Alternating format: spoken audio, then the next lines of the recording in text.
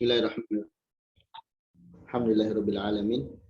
Shalatu wassalamu ala nabiyina Muhammadin kamil anbiya'i wal mursalin wa ala alihi wa ashabihi wa man tabi'ahum bi ihsanin ila yaumiddin, amma ba'd. Alhamdulillah, pada pagi hari ini kita bisa bermajelis lagi di kajian kita dalam pembahasan tafsir Al-Muyassar, dan kita sudah sampai di surah Asy-Syarh, sampai ke surah Asy-Syarh. Silakan yang membaca. Silakan Ustaz Mugifari. Assalamualaikum warahmatullahi wabarakatuh. Waalaikumsalam warahmatullahi wabarakatuh. A'udzu billahi minasyaitonir rajim. Bismillahirrahmanirrahim. Alam nashrah laka sadrak. Kami telah melapangkan dadamu, Muhammad. Wa wada'na 'anka wizrak. Dan kami pun telah menurunkan beban darimu. Allazi anqadha, yang memberatkan punggungmu. Wa ta'na laka dzikrak, dan kami tinggikan sebutan namamu. Inna ma'al usri yusra. Sesungguhnya bersama kesulitan ada kemudahan. Inna ma'al usri yusra. Sesungguhnya bersama kesulitan ada kemudahan. Fa idza faragta fansab. Maka apabila engkau telah selesai dari sesuatu urusan, tetaplah bekerja keras untuk urusan yang lain. Wa ila rabbika farghab. Dan hanya kepada Tuhanmulah engkau berharap. Tafsirnya surah Asy-Syarh. Alam wasi' ayuhan nabiyyu laka sadraka bi syara'i'id din. Wahai Nabi, bukan kami telah melapangkan laka sadraka syara'i'id din, melapangkan dadamu untuk menerima syariat. Wa da'wati ila Allahi, dan untuk menyeru kepada Allah. Ridul safi bimakarimil akhlaqi, dan sifat dengan akhlak yang mulia. Wa hatafna anka lidzalika himmak, dan kami telah hilangkan, peringankan bagimu beban yang demikian tersebut. Alladzi asqala dhahruk wa ja'alnaka bima an'amna 'alaika minal makarim fi manzilatin rafi'atin 'aliyatin. Yakni beban yang amat berat dari punggungmu. Wa ja'alnaka, dan kami menjadikan engkau bima an'amna 'alaika minal makarimi, dengan apa-apa yang kami telah berikan kepadamu dengan kemuliaan dan kedudukan atau tempat yang tinggi. Fala yasmika ika an nashri, maka gangguan dari musuh-musuhmu dalam menyebarkan risalah, maka telah engkau berhenti. Fa inna farajan, inna ma'adhaiki farajan, maka sesungguhnya bersama kesulitan ada kemudahan, dan sesungguhnya bersama kesulitan ada kemudahan. Fa'idha faragta min, Dibacanya Faraja ya. Tadi dibacanya apa, Bu? Farajan, Ustaz. Iya, di rohnya di tempat. Fa'inna ma'adhaiki Faraja. farajan. Fa'inna ma'adhaiki farajan. Inna ma'adhaiki farajan. Maka sesungguhnya bersama kesulitan ada kemudahan, dan sesungguhnya bersama kesulitan ada kemudahan. Fa'idha faragta min umuri dunya wa asyghaliha, maka ketika kamu telah selesai dari urusan dunia dan kesibukannya, wajidda fil ibadati, maka bersungguh-sungguhlah dalam ibadah. Wa ila rabbika wahdahu farghab fima indahu, dan hanya kepada Tuhanmu sajalah kamu berharap dengan apa-apa yang ada di sisinya. Baik. Barakallahu fiik. Iya. Surah Asy-Syarah ini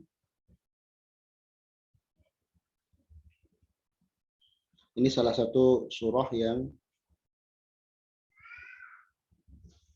di dalamnya berisi tentang motivasi kepada Nabi Shallallahu Alaihi Wasallam dari Allah Subhanahu Wa Taala secara khusus, juga motivasi bagi kita semua. Motivasi bagi kita semua. Motivasi untuk apa? Motivasi pertama atau bekal, Allah menjelaskan bekal dalam menghadapi kehidupan dunia dan akhirat. Yang mana dengan bekal ini, biiznillah, seorang itu akan bisa melewati kehidupan baik di dunia maupun di akhirat. Apa saja bekal itu?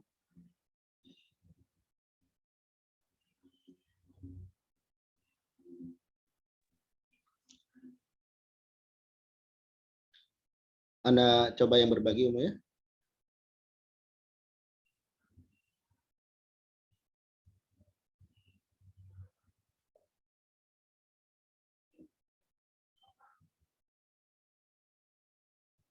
Sudah ada? Sudah, Ustaz.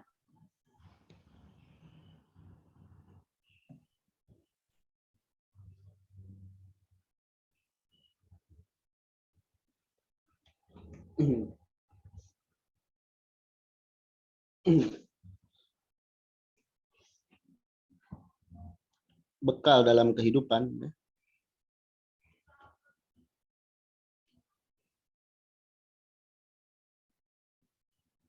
dalam menjalankan kehidupan, dalam menjalani kehidupan.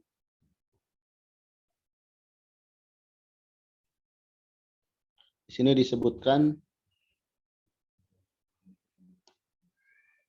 beberapa hal, ya. Pertama, kelapangan hati.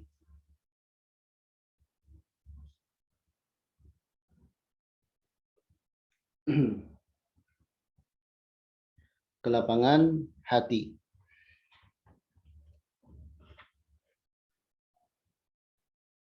Itu ada di dalam alam nasyrah laka sadrak. Nanti kita lihat kelapangan hati dalam perkara apa. Kemudian wa wada'na anka wizrak alladzi anqadha dhahrak. Ini Allah sudah melepaskan beban Nabi, yakni dosa Nabi, mengampuni dosa Nabi. Berarti di sini menunjukkan di antara bekal dalam menjalani kehidupan itu adalah menjauhi dosa.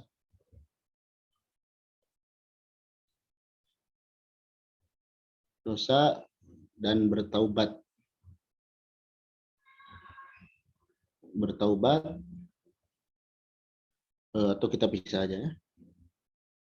Menjauhi dosa, kemudian bertaubat.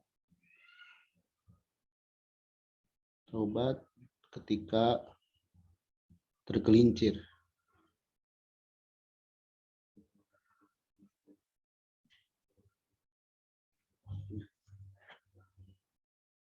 Kemudian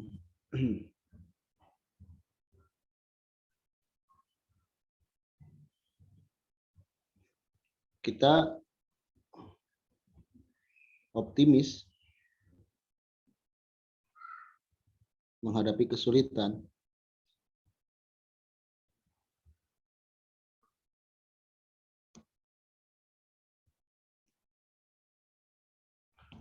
Optimis menghadapi kesulitan dengan keyakinan terhadap janji Allah.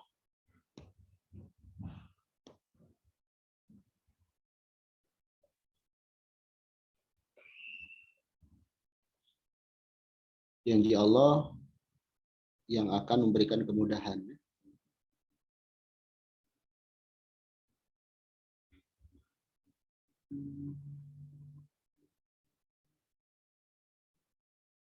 Yang akan memberikan kemudahan.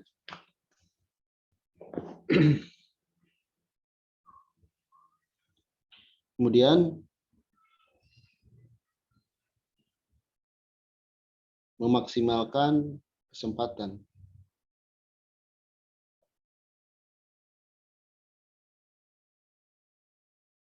Kesempatan hidup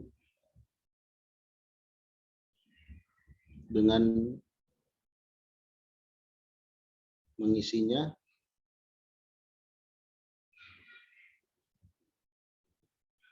dengan mengisi kehidupan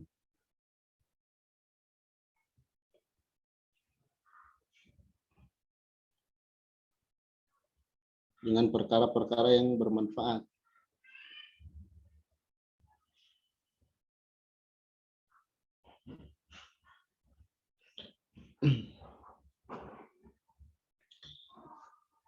Dan ini dari kalimat faida faragta fansab. Kalau sudah beres perkara dunia, perkara akhirat. Kalau beres perkara akhirat, coba perkara dunia. Ya. Jadi kita harus ada juga bagian dari dunia, usaha dan lain sebagainya. Karena tercela juga orang yang berpangku tangan. Karena sibuk belajar misalnya, tapi lupa mencari nafkah. Terus sibuk ibadah, tapi enggan mencari nafkah. Nggak boleh. Bermanfaat ya, bekerja, sibuk bekerja, jangan lupa ibadah. Kemudian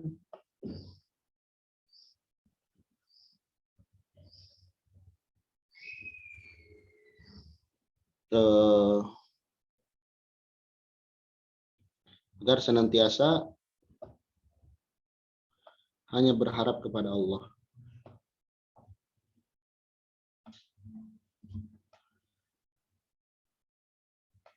Kepada Allah dalam semua aktivitas kita.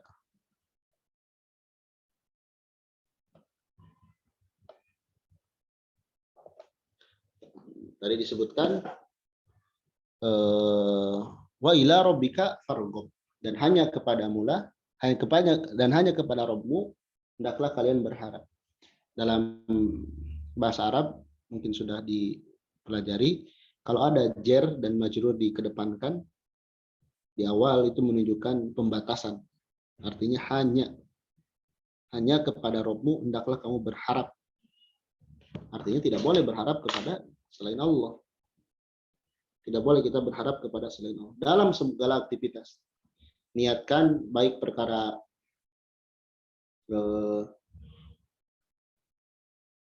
dunia maupun perkara akhirat itu agar mendapat pahala di sisi Allah Subhanahu wa taala.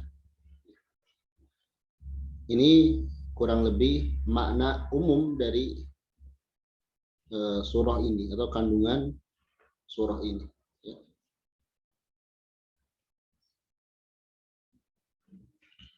Pertama, kelapangan hati.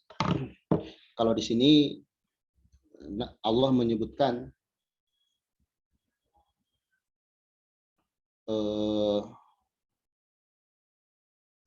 kelapangan hati itu dalam beberapa hal. Mungkin ini bisa silakan kalau mau di screen dulu ya. Silakan kalau mau di screen dulu.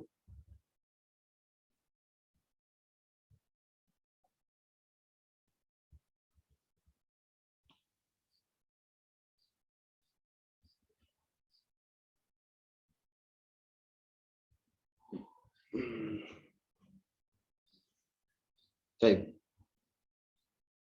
Sudah, kita lanjut ya. Sekarang kita ke lapangan hati.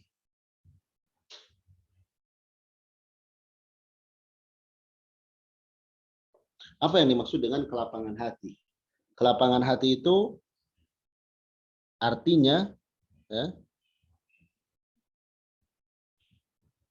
kita menerima, tidak berat.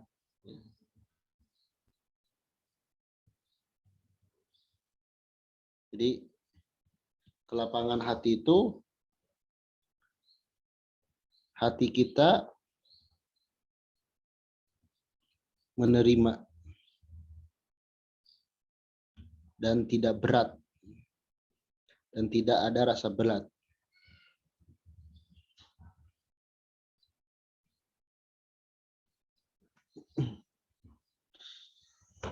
Tidak ada rasa berat dan ini perlu dilatih ya. Sehingga ridho dengan itu kita tambahkan ya. Sehingga ridho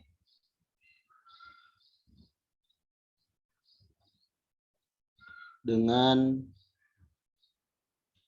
ketentuan-ketentuan Allah.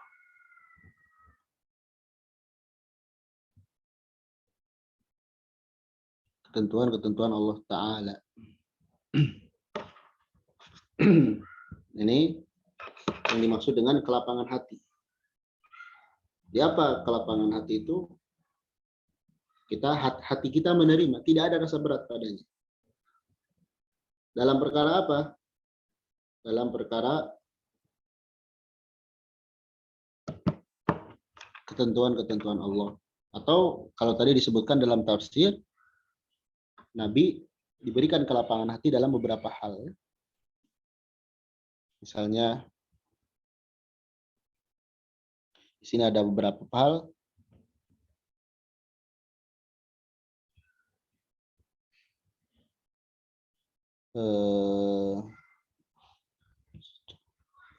Setidaknya dalam 3 hal. Kelapangan hati dalam 3 hal. Dalam 3 hal.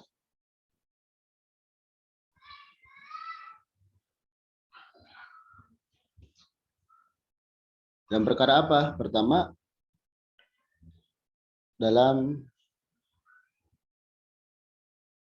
menerima syariat-syariat agama.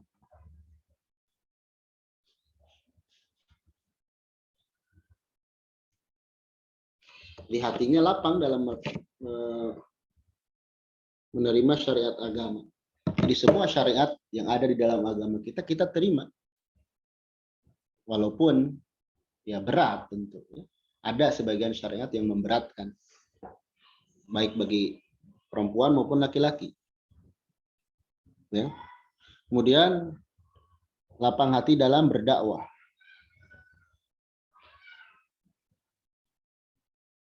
Berdakwah di jalan Allah.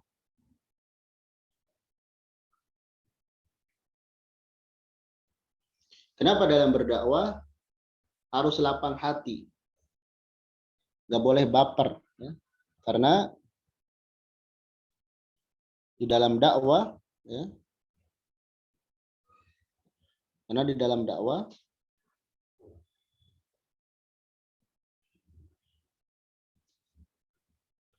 dakwah akan mendapatkan ujian.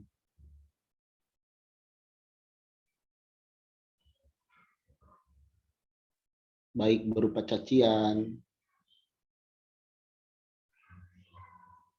caci maki, fitnah, dan lain-lain. Kalau hatinya tidak lapang, ya nanti susah. Ya. Kalau hatinya tidak lapang, nanti bahaya kalau seorang juru dakwah itu baperan. Ya.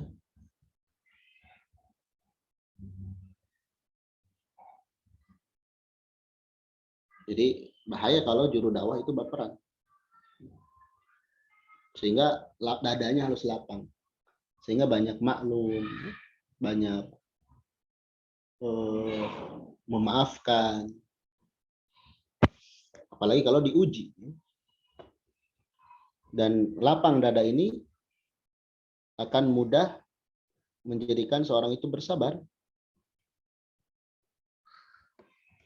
Akan mudah menjadikan seorang itu bersabar. Dia menerima, oh, memang manusia itu seperti itu, misalnya. Ya. Kemudian di sini disebutkan di tafsir lapang dada juga dalam berakhlak.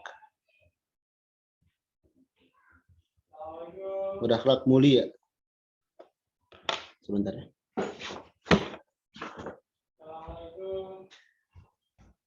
Waalaikumsalam.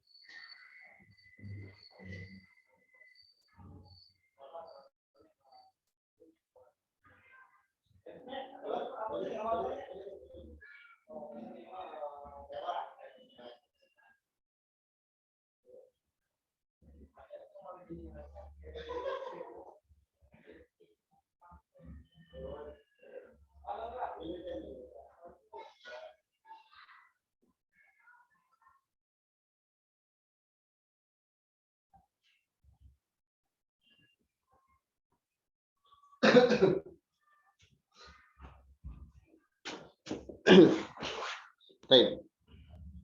Kita lanjutkan ya. Dalam berakhlak mulia. Karena kadang kita ketika berakhlak, kenapa harus lapang dada? Karena kita ketika berusaha berakhlak ini, ya, kita melawan ego sendiri.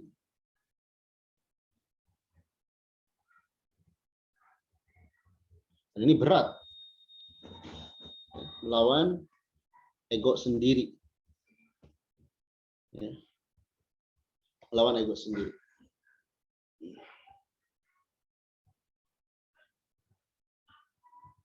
Ini mirip dengan nomor 1 ya.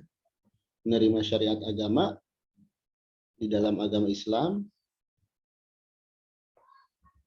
Di dalam agama Islam terdapat sebagian syariat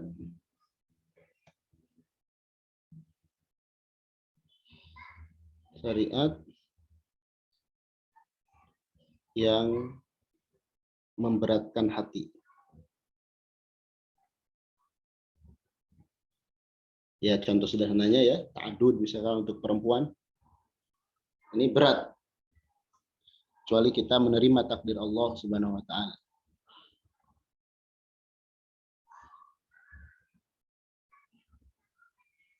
Baik, ini kelapangan hati.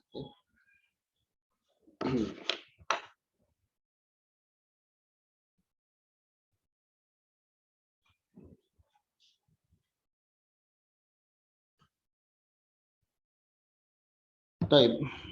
Selanjutnya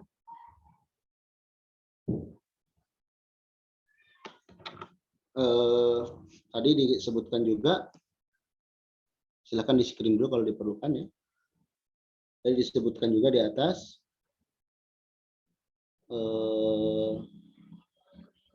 di antara bekal itu menjauhi dosa dan bertaubat. Ya. Ini apa? Mirip-mirip ya tentang perbuatan dosa. Tentang perbuatan dosa.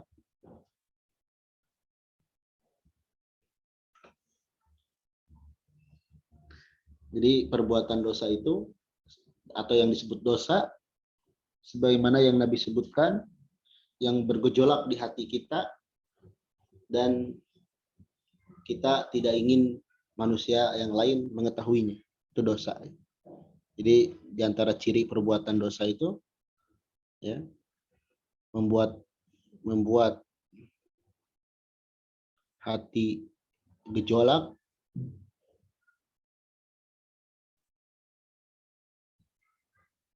dan tidak ingin diketahui manusia.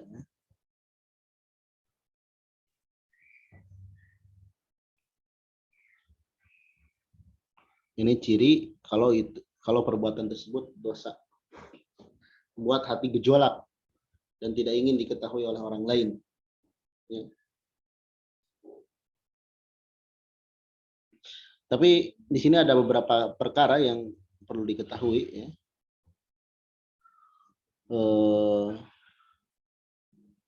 Pertama,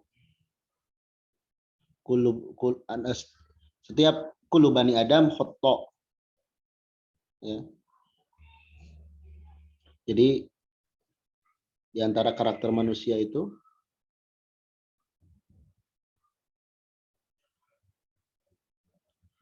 manusia adalah pendosa.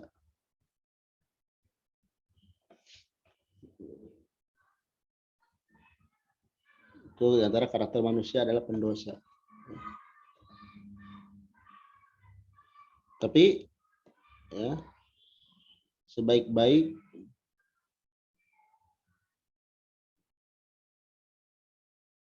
yang berdosa adalah yang bertaubat. Ya.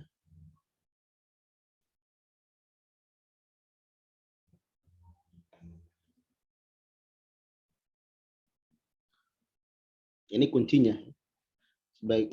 Sebaik-baik yang berdosa adalah yang bertaubat. Artinya apa? Kalaulah manusia itu berbuat salah atau kita, maka ini ikuti dengan taubat. Karena taubat akan menghapuskannya. Ya.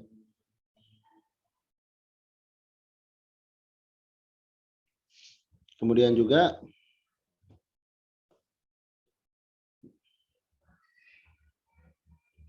dosa adalah beban diri kita di hadapan Allah.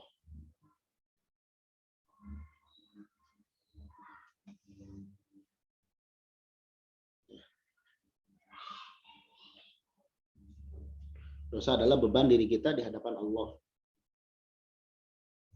Seorang muslim ketika melihat sebuah dosa, dia melihat seperti gunung yang mau jatuh ke dalam dirinya. Beda dengan orang durhaka, melihat dosa itu dianggap hal kecil, hal biasa.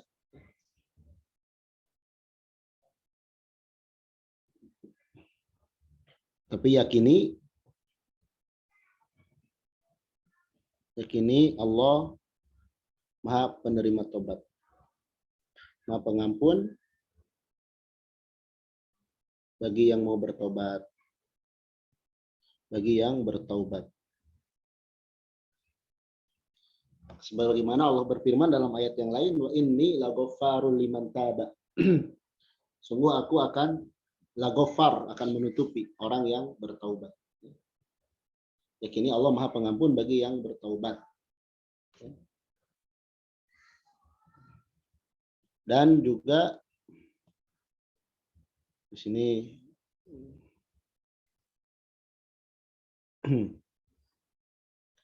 walaupun seperti tadi ya, tapi walaupun kita meyakini Allah itu pengampun, kita jangan menyepelekan dosa.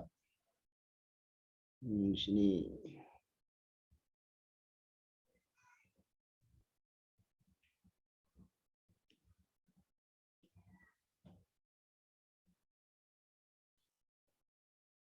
membuat titik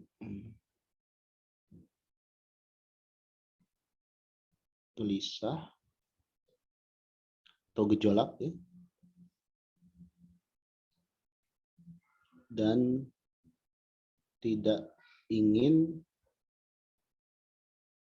diketahui orang.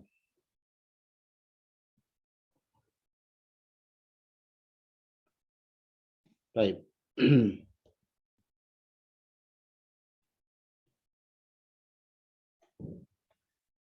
Jangan sepelekan dosa ya.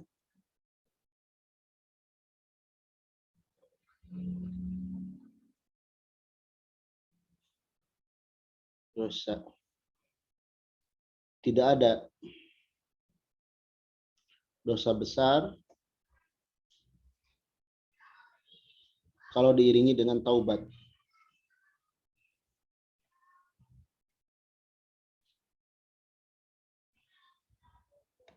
Dan tidak ada dosa kecil jika dilakukan terus-terus.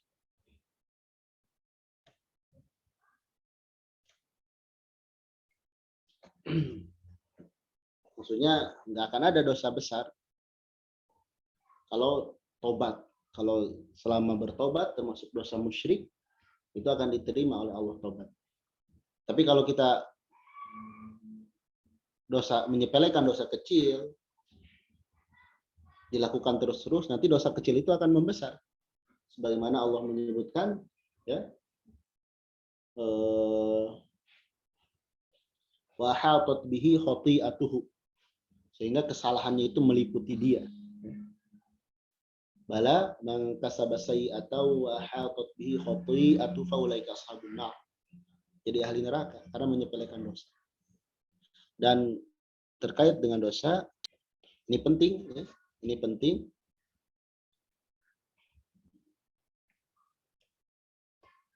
agar kita mempelajari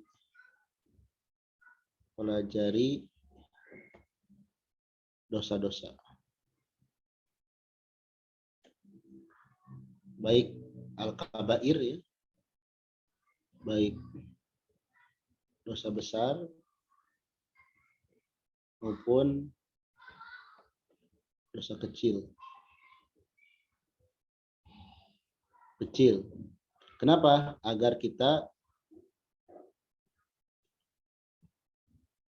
mampu menghindarinya. Jadi mempelajari dosa itu untuk dihindari, bukan untuk dilakukan. Contoh kecil ya. Kata Ibnu Abbas radhiyallahu anhuma, musyrik itu seperti semut kecil, samar ya, samar sekali. Kalau kita tidak mempelajari, khawatir kita terjerumus. Maka pelajari dosa-dosa agar kita bisa menjauhinya.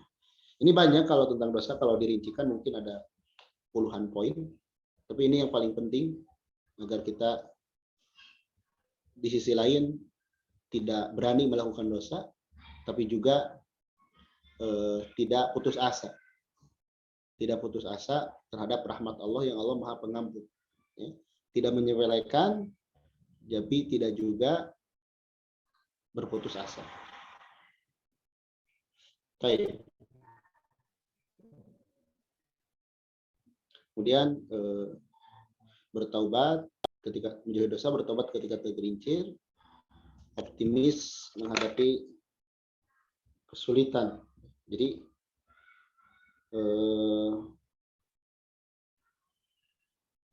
di sini Kata kata Allah Subhanahu wa taala, fa inna ma'al usri yusra, inna ma'al usri yusra. Sehingga jangan membuatmu wahai Muhammad berhenti karena gangguan dari musuh-musuhmu, berhenti dari mendakwahkan agama ini. Karena setiap ada kesulitan itu ada kemudahan. Dua kesulitan itu nggak akan bisa mengalahkan satu kesulitan tidak akan bisa mengalahkan dua kemudahan. Ya. Jadi yakinlah dengan optimis dengan kemudahan.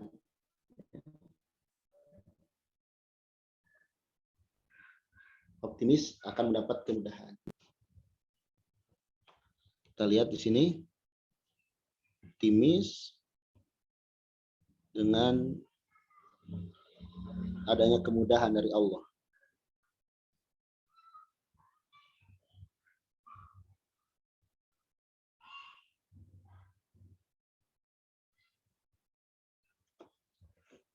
Baik. Disebutkan oleh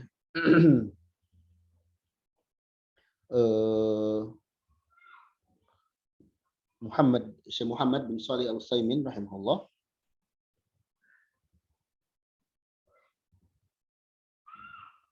kemudahan Allah itu ada dua. Kemudahan Allah itu ada dua. Kemudahan Allah itu ada dua.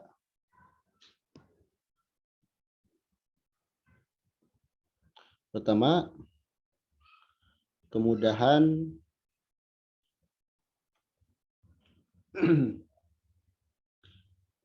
zahir. Kemudahan pada perkara zahir atau perkara nampak. Seperti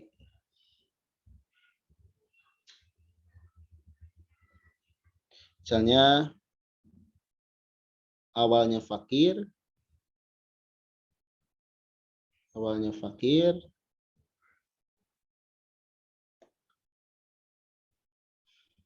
kemudian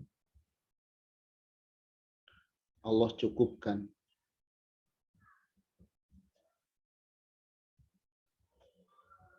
Atau yang sakit, kemudian Allah sembuhkan.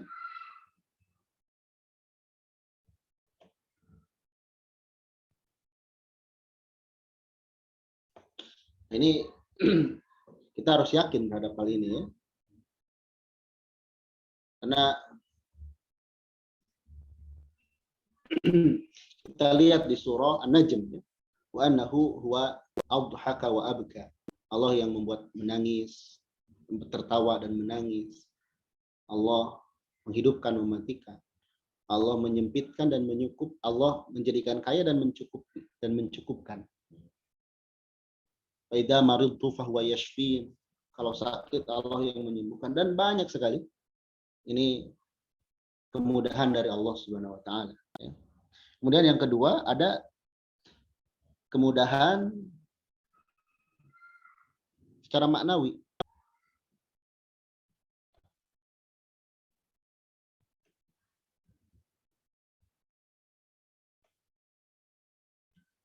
Seperti apa?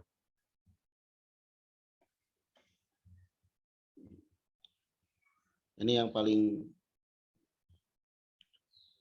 paling kita butuhkan ya. Seperti pertolongan Allah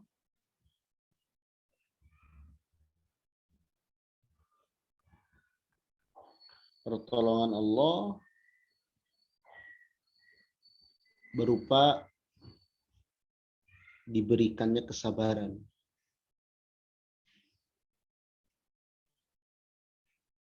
Ya. Diberikannya sabar sehingga menjadi mudahlah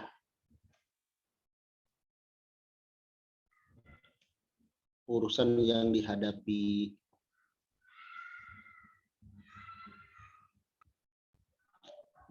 Jadi kita jangan sekedar minta, ya Allah,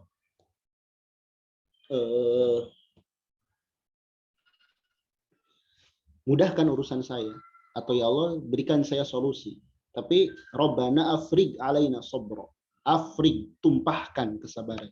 Karena apa? Yang namanya hidup, satu ujian selesai datang lagi. Kalau kita punya mental sabar, kita akan bisa menghadapi kehidupan, sehingga menjadi mudahlah urusan yang dihadapi, ya. Bukan sekedar minta dibereskan masalah, tapi minta sabar.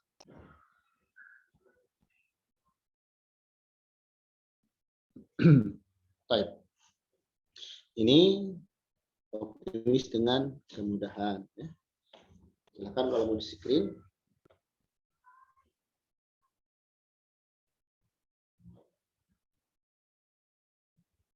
Baik. Kemudian yang terakhir, memaksimalkan kesempatan hidup dengan mengisi kehidupan dengan perkara yang bermanfaat.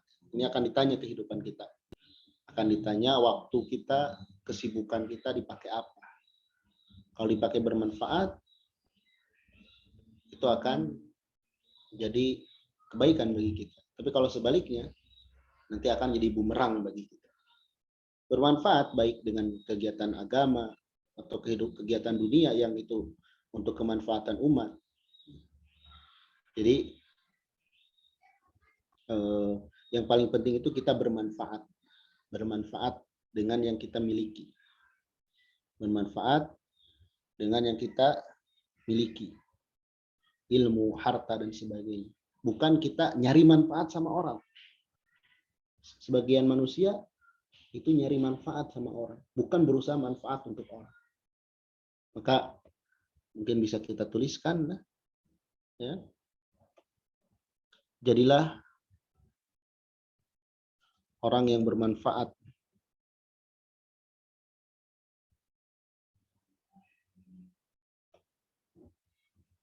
untuk orang lain.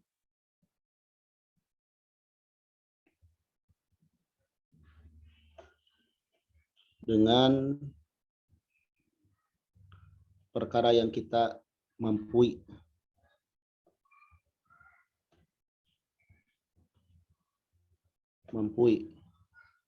Baik ilmu, harta, jabatan, tenaga, pikiran, dan lain-lain. Jangan malah memanfaatkan orang lain demi kepentingan atau keuntungan pribadi. Ini dalam perkara apapun. Ini dalam perkara apapun.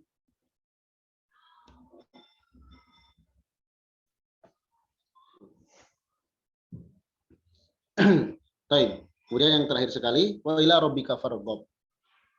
Kepada Rabbullah kalian berharap, ya.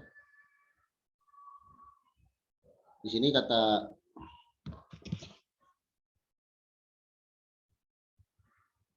penulis,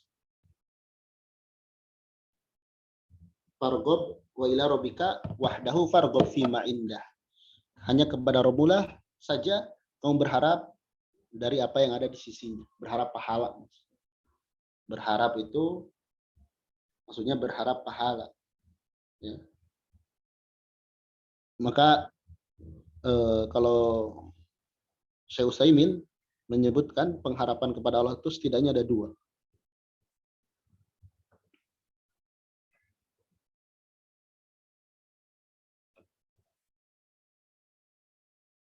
Pengharapan kepada Allah Ta'ala itu ada dua.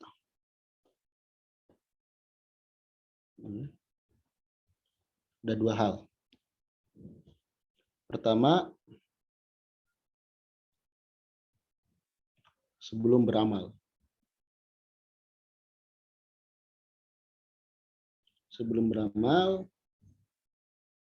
kita berharap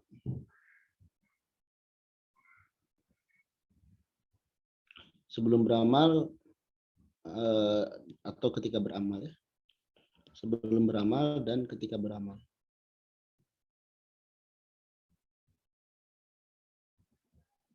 Beramal, kita berharap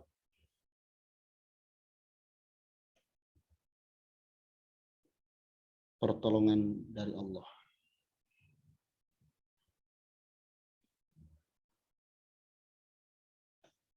Kemudian setelah beramal,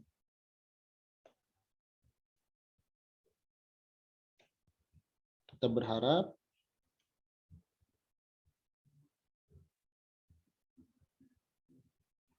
pahala dari Allah.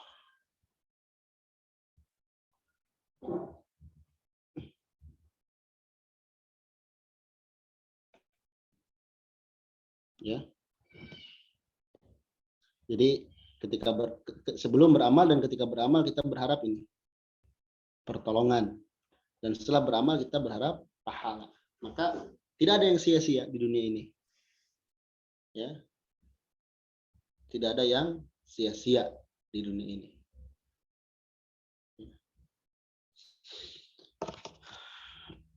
Baik, untuk pembahasan nampaknya segitu dulu yang kita bisa bahas ya, dari surah Asy-Syarah ini. Surah ini surah yang pendek, tapi kalau kita renungkan, kita amalkan, itu banyak sekali faedahnya, terutama dalam kita menghadapi kehidupan di dunia ini. Ya. Baik, silakan kalau perlu di screen dulu, di screenshot. Ya.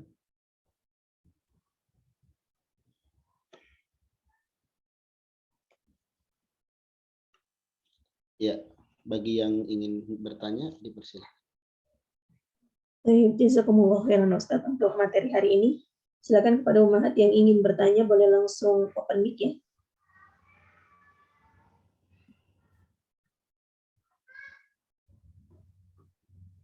Jika tidak ada yang bertanya, kita cukupkan untuk halaqah hari ini, Ustaz. Baik, alhamdulillah. Semoga yang sedikit ini bisa kita amalkan ya, kehidupan kita. Alhamdulillahirabbil alamin. Subhanakallahumma bihamdik, asyhadu an la ilaha illa anta astaghfiruka wa atubu ilaik.